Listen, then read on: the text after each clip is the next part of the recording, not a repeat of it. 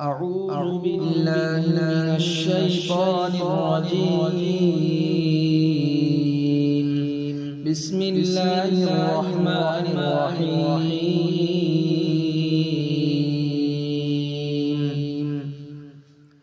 يا أيها الذين آمنوا أنفقوا مما رزقناكم مما رزقناكم من قبل أن يأتي يوم لا بيع فيه ولا خلة ولا شفاعة والكافرون هم الظالمون.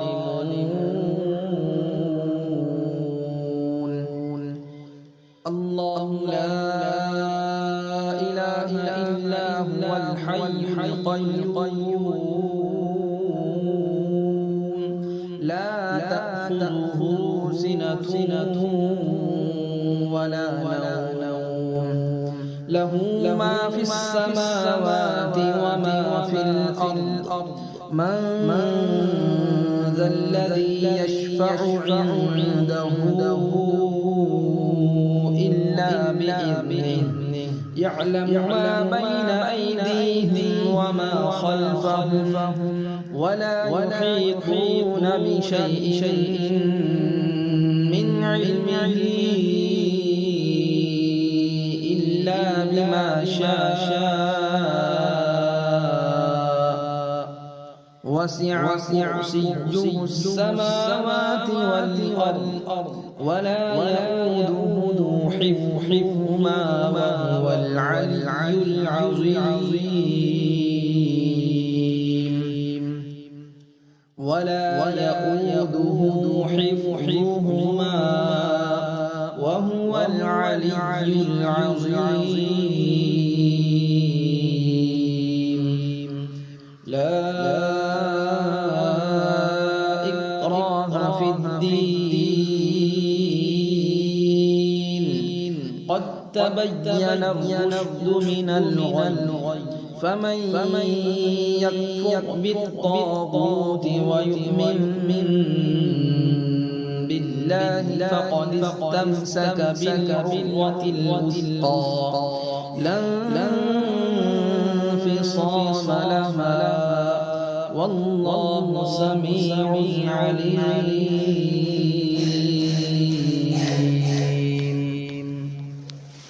الله ولي الذين آمنوا يخرجهم من الظلمات إلى النور والذين كفروا أولياؤهم الطاغوت يخرجونهم من النور إلى الظلمات أولئك أصحاب النار هم فيها خالدون.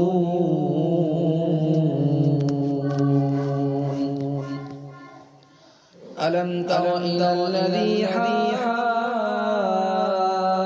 إبراهيم في ربه أن آتاه الله الملك إذ قال إبراهيم ربي الذي يحيي ويميت قال أنا أحيي وأميت قال إبراهيم فإن الله يأتي بالشمس من المشرق فأت بها من المغرب فبهت الذي كفر والله لا يهدي القوم الظالمين.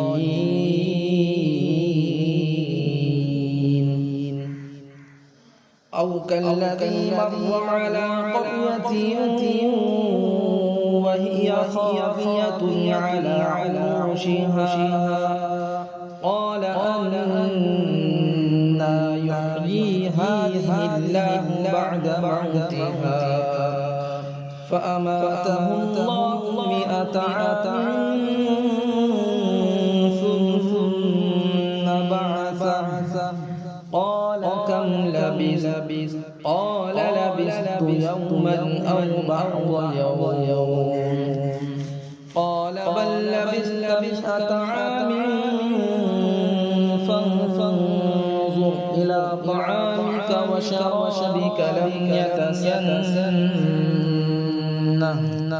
وانظر إلى حمارك ولنجعلك آية للناس وانظر إلى العظام كيف ننشزها ثم نكسوها لحما فلما تبين له قال أعلم أن الله على كل شيء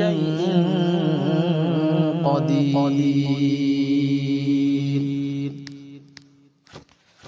وإذ قال إبراهيم رب أرني كيف تحيي الموتى قال أولم تؤمن قال بلى ولكن ليطمئن قلبي قال فخذ 4 من الطير فصرهن إليك ثم اجعل على كل جبل منهن جزءا ثم ادعوهن يأتينك سعيا واعلم أن الله عزيز حكيم.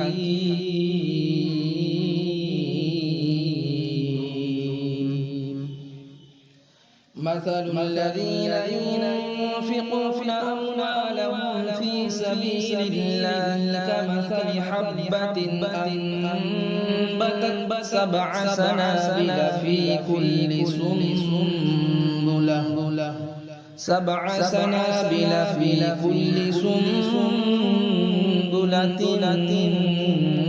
100 حبة والله يضاعف لمن يشاء والله واسع عليم. الذين ينفقون أموالهم في سبيل الله ثم لا يتبعون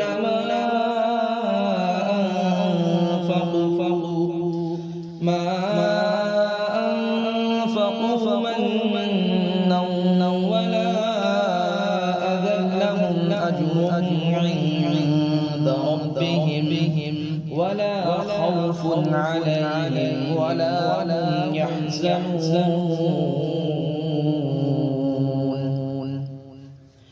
قول معروف ومغفرة خير من صدقة يتبعها أذى والله غني حليم. يا أيها الذين آمنوا لا تبطلوا صدقاتكم بالمن والأذى كالذي ينفق ماله رئاء الناس ولا يؤمن بالله واليوم الآخر فمثله كمثل صفوان عليه تراب فأصابه وابل فتركه صلدا لا يقدرون على شيء مما كسبوا والله لا يهدي القوم الكافرين.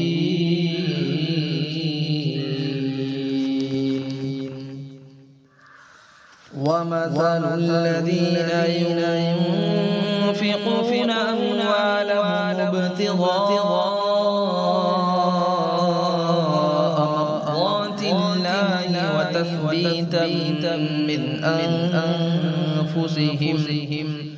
وتثبيتا من أنفسهم كمثل جنة بربوة أصابها وابل فآتت أكلها ضعفين فإن لم يصبها وابل فطل والله بما تعملون بصير أيود أحدكم أن تكون له جنة من نخيل وأعناب